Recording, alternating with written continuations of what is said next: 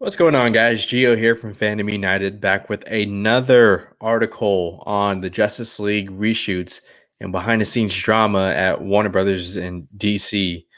This article comes from Vanity Fair and it's titled Justice League screenwriter Chris Terrio is super pissed off. The Argo Oscar winner is tired of being hated by haters and he despises what happened to his DC films too. And there are photos of Chris Terrio, so you could put a face to the name, and Henry Cavill in a shot from Batman v Superman. The article reads, Chris Terrio is not pulling his punches anymore. For 5 years, the Oscar-winning screenwriter of Argo kept his mouth shut about his work on DC films Batman v Superman, Dawn of Justice, and Justice League. Even as scorn from critics and fans exacerbated already painful behind-the-scenes memories, worst of all, he agreed with many of their complaints. He described the films that Warner Bros. Released to theaters in 2016 as incoherent misfires, undermined by corporate meddling, poor franchise planning, and tone-deaf decisions that prioritize costly VFX sequences over coherent storytelling. Terrio believes that Zack Snyder's director's cuts of both are much stronger, if still imperfect movies, an overall vindication of their work together. In an exclusive, wide-ranging interview, the screenwriter said the hashtag Snyder Cut of Justice League, recently released as a 4-hour-plus event on HBO Max, righted a kind of cinematic wrong perpetuated by studio leadership that has now almost entirely moved on from Warner Brothers. The 2017 theatrical cut was an act of vandalism, Terrio said. Zack may be too much of a gentleman to say that, but I'm not. And it says the studio did not provide any comment on his remarks. Terrio first joined the DC universe to rewrite an existing Batman v Superman script from David Goyer because its Batman actor, the director of Argo, had qualms about the project. I think the studio brought me in to appease Ben Affleck because they thought, okay, well, we have this movie star who is reluctant about doing this, so why don't we bring in this guy, Terrio said. The screenwriter was frank about trying to make sense of the film's warring heroes, turning their fight into a metaphor for a divided America while attempting to fix elements he too found nonsensical or offensive. Studio officials then demanded that 30 minutes be removed from the theatrical cut, most likely because shorter runtimes mean more daily screenings, often resulting in higher box office earnings. Terrio said that act sabotaged the narrative. If you took 30 minutes out of Argo, as they were from Batman Superman, it would make zero sense at all. Critics would say, what a lazy screenplay, because the characters don't have motivations and it's not coherent, Terrio said. And I would agree with them.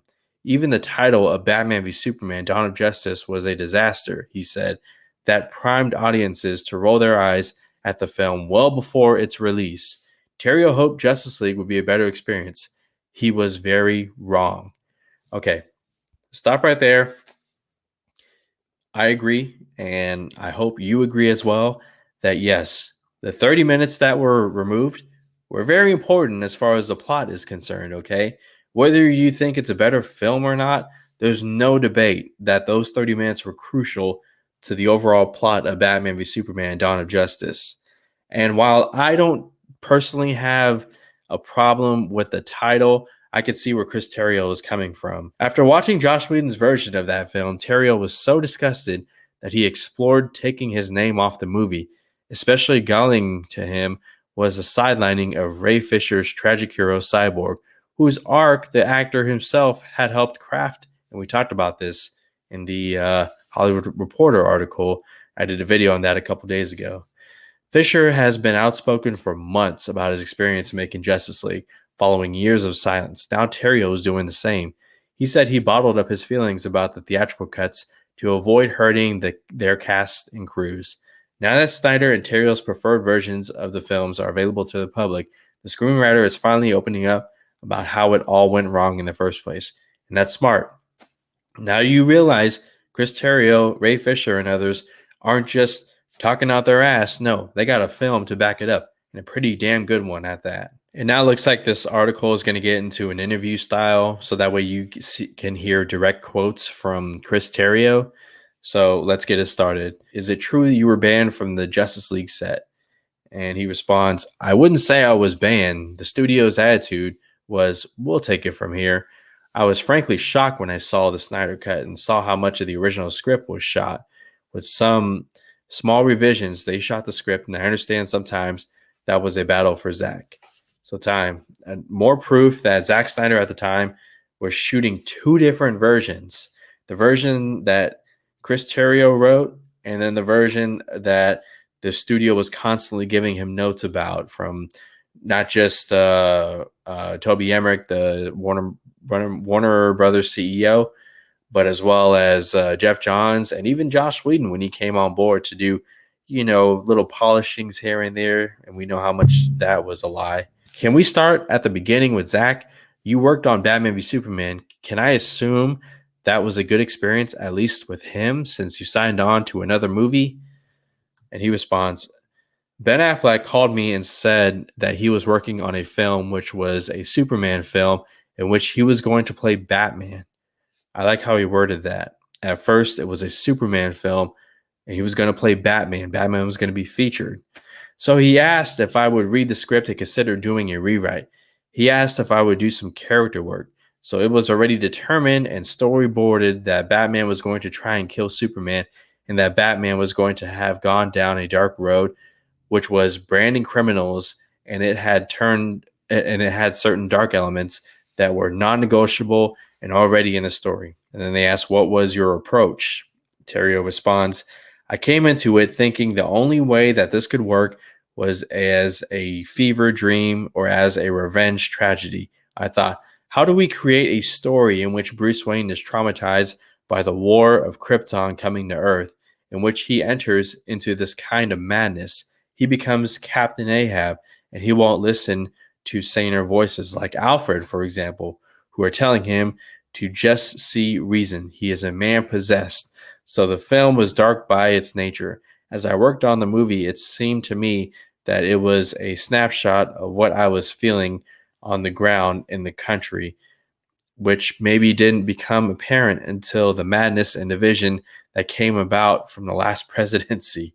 I thought this superhero movie could be about getting into our worst natures, but then coming out of that into redemption.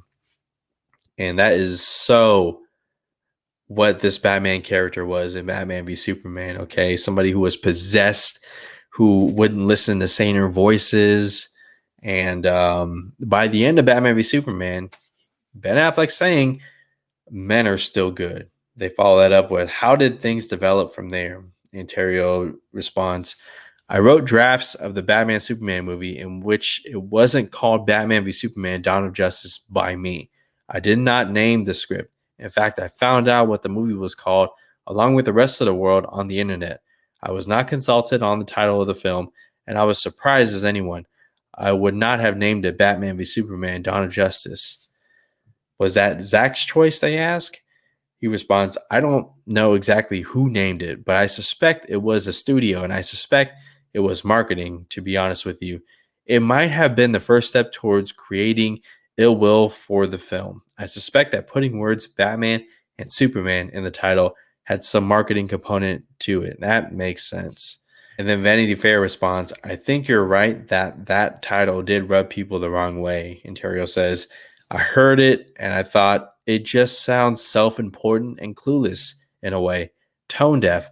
The intention of the film was trying to do something interesting and dark and complex, not quite as Las Vegas bust 'em up WWE match as Batman v Superman Dawn of Justice. They ask, how did you feel about the version of BVS that was first released? Oh boy, here we go. Here's Terrio. I was proud of the script when I completed it, but it turns out that when you remove the 30 minutes that give the characters motivation for the climax, the film just doesn't work. As we learned from the two versions of Justice League, you can't skip on the character and think the audience will give a shit about the VFX. That stuff was later restored in the extended version. I guess the Ultimate Edition, they complete a sentence, remastered and released on HBO Max this March. And Terrio responds, so this house of cards that had been built in order to motivate this clash between America's two Favorite heroes made no sense at all. That was what happened with Batman Superman. The movie was always going to be dark. There was always going to be people who just didn't want to see that version of a comic book world, and I get it. But what hurt was the criticism that the script was not coherent because when I turned in the script to the studio, which they, by all accounts, were happy with, it made sense. So, time. Yep. Terrio did a miracle, turned David Goyer's script into something that the studio was happy with, except they weren't. They removed 30 minutes. And the rest is history. So I'm curious, though, what's your thoughts on the Batman v Superman Ultimate Edition? Let me know in the comments. I'm curious what you guys have to say about that. So Vanity Fair continues with this question. What was your relationship with Zack? And Terrio says, good. I have nothing whatsoever bad to say about Zack. He has a skill set that I don't have as a visualist. He has a contagious excitement that when you describe a scene, he almost can't contain himself, and he just wants to go draw it or paint it. Zack never for a second turned his back on me or doubted my work.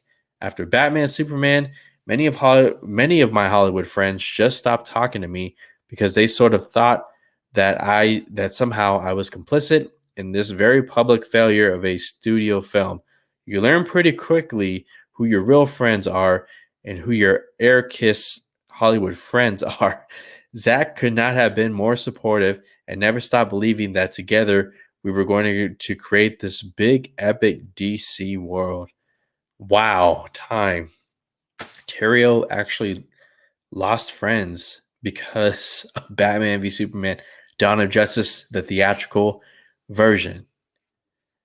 And I'm getting the sense that when he tried to defend himself to his friends in private, they took it the wrong way.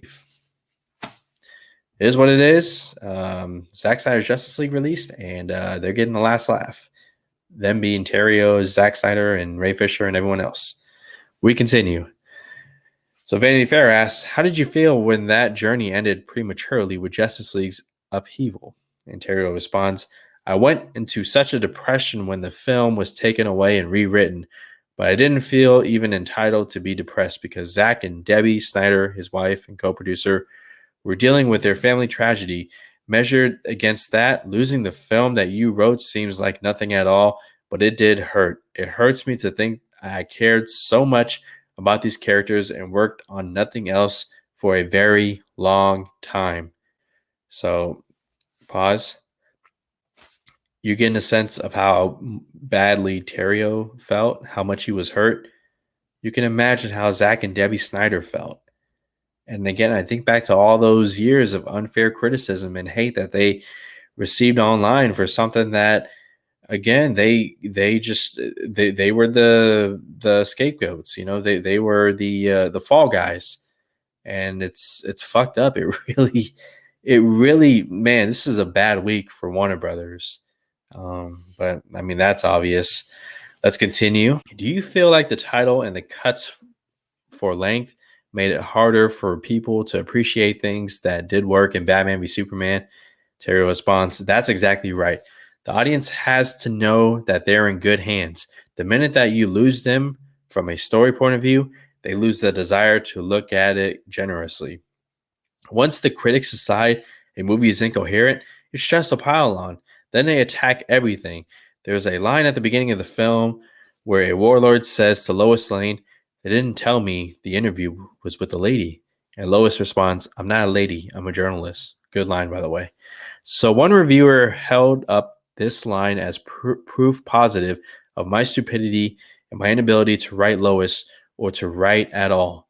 Well, the character of Lois in the movie was inspired by journalist Marie Colvin, who was, of course, killed in Syria. She was one of the most intrepid journalists who ever lived, in my opinion. And there's a story in Vanity Fair, Marie Colvin's Private War by Marie Brenner, and the line that Lois says is almost exactly the line that was in the article, where a Chechen warlord said he wouldn't shake her hand because she was a woman. Marie Colvin replied, there is no woman in this room, only a journalist. So that line was my tribute to her, But then in the pylon, a line like that is held as proof positive that I don't understand women or journalists or human beings and that I'm a shitty writer. And how about that time?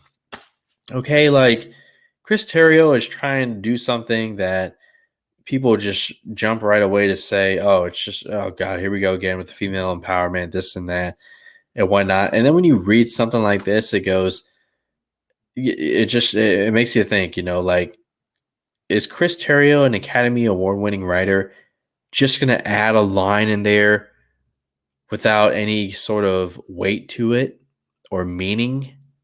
That's not who Terrio is. Okay, don't mistake him for other writers. And Vanity Fair asks, another complaint was that Snyder's DC films were too grim and heavy. Did you feel blamed for that? Terrio responded, the studio seemed to take this position after BVS that my writing was too dark and that this was their problem. But what they didn't mention was that, for example, in the draft of Batman Superman script that WB had developed, which was the draft I was handed when I joined the project, Batman was not only branding criminals with a Bat brand, but he also ended the movie by branding Lex Luthor. That ending was a point over which I explicitly went to the mat with the studio again and again. I argued that Batman cannot end the movie continuing this behavior, which amounted to torture because then the movie was endorsing what he did.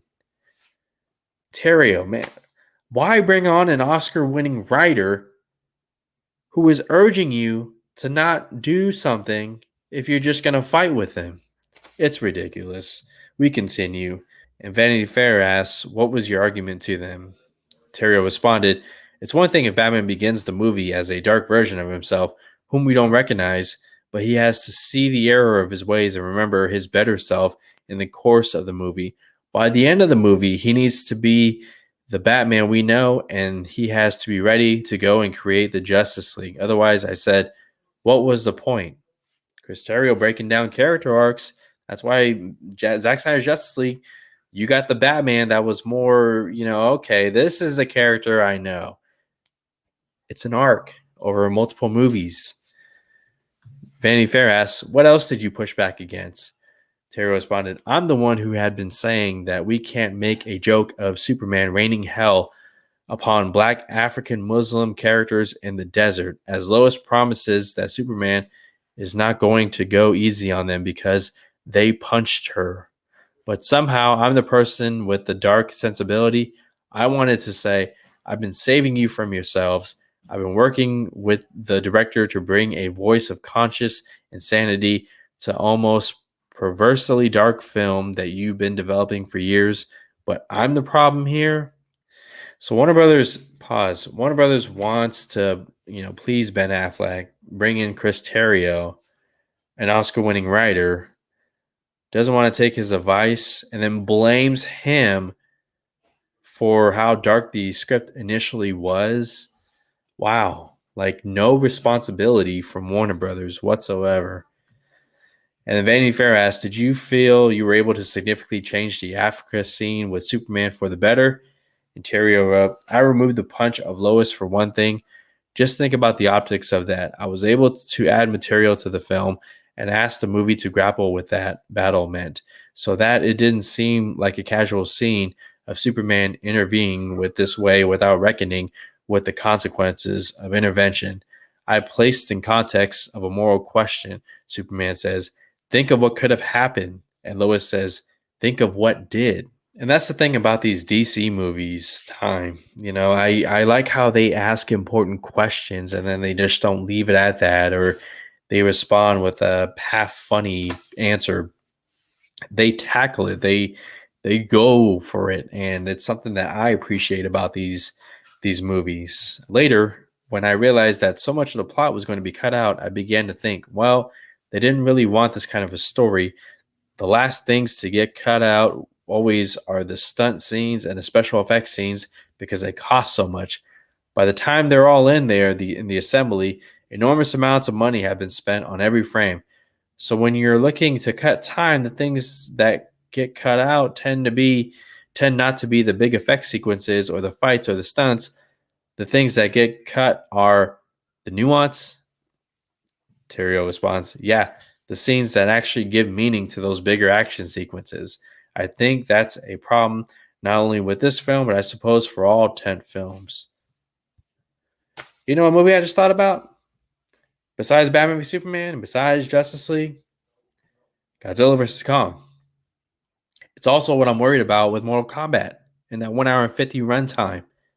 Warner Brothers, it sounds like they're creating a dangerous precedent with this shorten the runtime, get as many screenings in there, make it leave your brain at the door type of blockbuster flick. I'm worried about that. I really am. Man, Terrio's on it. Vanity Fair then asks, given your concerns about the BVS structure you inherited, why did you sign on to Justice League? Terrio says, I agreed to write Justice League because I wanted the chance to write these characters with love and hope. After getting through the darkness of Batman v Superman, the end of my version of Batman v Superman includes Bruce seeing the error of his ways and promising to change. It's the return of conscience after an ethical nightmare.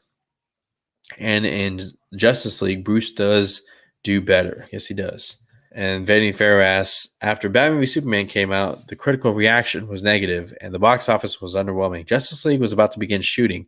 What was the atmosphere like then? Terrio responds, there was a mood of fear at the studio, no doubt. My impression was that people in boardrooms started making decisions, and they were decisions based on arbitrary metrics that had nothing to do with the stories that were being told. Yep, studio decided they know what's better than the creators themselves, and we know what happened next. Vanity Fair asks, what gave you that sense? Terrio responds, right before the time of Bat Superman, I was asked to attend an event in New York where the cast and filmmakers were paraded in front of a room of investors at the Time Warner Center, I guess to convince them that their money was in good hands. What happened there? Asked Vanity Fair. Terrio responds, these guys were in charge because they controlled the money at the very top of the pyramid. They were making big decisions. Not the film executives we're talking about, but Wall Street guys. One guy who I can only describe as the man who central casting sends when you're trying to cast douchebag number one, pulled me aside and started telling me how to write Batman. I'm not naive. I know that if you don't want to have any back and forth with the money people, then you should write poetry because you don't need hundreds of millions of dollars. But something about the distribution of power at the time just seemed off to me. It was removing even the pretense that capital wasn't calling the shots. Vanity Fair asks, what do these studio tensions have on your writing? And he responds, I rewrote Justice League to lighten the mood a bit, which became the Zack Snyder Justice League. That's a slightly lighter, less dense version of the script, which I was fine with. I'm sane, and I will play ball with those kinds of notes. Vanity Fair asks, so Zack Snyder shot your version of the script. What happened after his family crisis led him to leave the project and Warner Brothers brought in Joss Whedon to rewrite and reshoot? Terrio responds, when the movie was taken away, that felt like it was some directive that had come from people who are neither filmmakers nor film friendly. The directive was to make the movie under 2 hours, regardless of what the movie needed to do, and to make the colors brighter and to have funny sitcom jokes in it. Vanity Fair asks, Zack told me that it was then Warner Brothers chairman Kevin Suzahara's mandate that it would be under 2 hours and more comedic. Terrio responds, yeah, that's what I heard also. I never had anything direct with him. Sujihara, as far as I can tell, and the brass at the very top decided the order of the films. I was not consulted on the order of the films, even though I was a person writing Justice League. They just determined that it was going to be Batman, Superman, then Wonder Woman, then Justice League, then Aquaman. So there was never any thought on how the world was constructed before they issued this edit. They said, conform to this schedule. Vanity Fair asks, explain how that complicated things. And Terrio says, the Wonder Woman script wasn't even finished when I wrote Justice League, so I had no basis to write Wonder Woman other than Batman Superman. Themyscira didn't even exist. I was never shown anything on the page for it. I didn't know whether people could talk underwater. That was the thing I had to ask because I didn't know if I could do underwater scenes with Aquaman and Atlanteans. It was all just from scratch because there had been no solo character films. So Justice League needed to establish three of the characters. It had to create a long game mythology for the DC universe. It had to resurrect Superman because he was dead. And at the end of the last movie, I just couldn't. I just didn't know how you could do all that in another 2 hours. Maybe the 2017 release proved that you couldn't. And no, you couldn't. But yet, Warner Brothers, again, with their mandates and their hands into these things, okay? Like, you should only be allowed to do that for so much. I get it's your properties, Warner Brothers, Disney, Marvel, but let the filmmakers create. Otherwise, why are you bringing them in there? Anyways, Vanity Fair asks, were you hearing anything about Joss Whedon and his management of the set? Terrio says, I probably shouldn't get into that. I never met Josh. I don't know him. I did reach out to him at the beginning of the process through executives, but I didn't hear back, which is not unusual. You know something, Terrio. I'm curious what you know. Maybe one day. Vanity Fair asks, when you did watch his version, when did you watch his version of Justice League? And Terrio responds, I was in LA at the time working on Star Wars Rise of Skywalker.